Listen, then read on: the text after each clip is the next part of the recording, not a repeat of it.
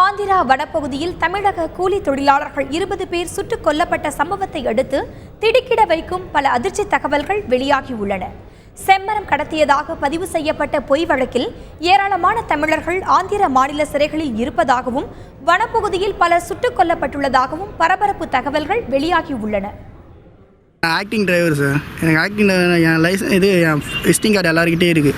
என் visiting கார்டுலேருந்து phone பண்ணாங்க, இந்த மாதிரி டெம்போ ட்ராவலில் திருப்பி ட்ராப் பண்ணிட்டு வரணும், இங்கே வாங்க அப்படின்னு சொல்லி கூப்பிட்டேன்.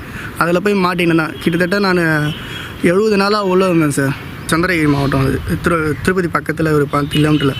வண்டி வந்து மடக்கினோடனே ஆளுங்களாம் இருந்துச்சு வந்தாங்க. அந்த மலையில் போய் கூலியில் வெட்டுறவங்க. எனக்கு தெரியாது அப்போ அந்த விஷயம் என்னென்னு.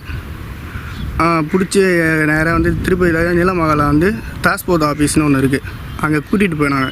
என் கூட ஒரு 10 பேர் மாட்டினாங்க. கூட்டிகிட்டு போனால் உள்ளே ஒரு 50-60 பேர் இருக்காங்க. பிடிச்சி காலையில் வந்த உடனே விசாரித்து, யாருக்கு இறக்குறீங்க ஆளை, யார் ஓனர் உங்களுக்கு அப்படின்னு சொல்கிறேன். அப்புறம் யாருன்னா மாட்டாங்கன்னா அங்கே யாரா பெருசாக டிரைவரோட வண்டி மாட்டுச்சுன்னா அதை வச்சு கட்டைங்களை வச்சு கேஸ் போட்டு விட்டுறாங்க. சுட்டவங்கள பஸ் ஸ்டாண்டில் வந்து பிடிச்சிட்டு போயிடறாங்க. பஸ் ஸ்டாண்டில் வந்து பிடிச்சிருக்காங்க. அங்கே இன்னொரு மலைக்காரன் எனக்கு ஃபோன் பண்ணி சொன்னாங்க, இந்த மாதிரி 20 பேர் பிடிச்சாங்க. நாங்கள் ஃபோன் பண்ணி இந்த மாதிரி நடந்தவொடனே கேட்டோம். நாங்கள் இதுக்கு முன்னே ஜெயிலில் இருந்தவங்க, அவங்ககிட்ட கேட்டேன். நான் யார் பாதையும் உங்கள் ஊர் ஆளுங்களா அப்படின்னு கேட்டேன். கேட்க சொல்ல, இல்லைண்ணா நாங்கள் பஸ் ஸ்டாண்டில் வந்து பிடிச்சாங்கண்ணா, நாங்கள் வேறு குரூப் வந்தோம், அவங்க பிடிச்சிட்டு போனாங்க. அப்புறமா பார்த்தா நியூஸில் பார்த்தா நாங்கள் திருப்பி ரிட்டர்ன் வந்துட்டோண்ணா ஊருக்கு. பிடிச்சோன்னா அவங்க பிடிச்சிட்டு நேராக எடுத்துகிட்டு போயிட்டாங்க. அதுக்கப்புறம் தானே தெரியுது சுற்றுக்கோ நாங்கன்னு பிளான் பண்ணி பண்ணுறாங்க சார். ஃபஸ்ட்டு நீங்கள் ஏன் வரீங்க, ஃபஸ்ட்டு 379 போட்டு அப்போ கூட வந்துனே இருந்தாங்க. 307 போட்டு அப்போ கூட வந்துனே இருக்காங்க.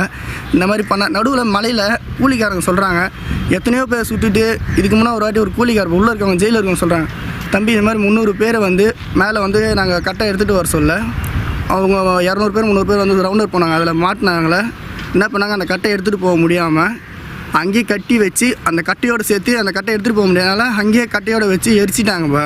நாங்கள் 2வது திருப்பி அந்த சரக்கு எடுத்துகிட்டு போனோம். அவங்க போயிட்டுருப்பாங்க சொல்லிட்டு பார்த்தா கறி கட்டியாக கிடக்குறாங்க 6 பேர்.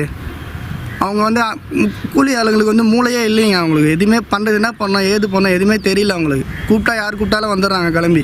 நிறையா பேர் அந்த மாதிரி தான் இருக்கிறாங்க. மேலே எவ்வளோ பாடி கிடக்குதான். இவங்க பிடிக்கிறவங்களாம் இது பண்ணிடுறாங்க. செம்ம அடி அடிக்கிறாங்க. போலீஸ் வந்தாவே எல்லாருக்கும் பயம் இருக்குங்க. அதுவும் அவங்களுக்கு மூளை இல்லாதவங்க. அவங்க பாவம் எது சொன்னாலும் பயந்துன்னு ஓடுறவங்க தெரிச்சு.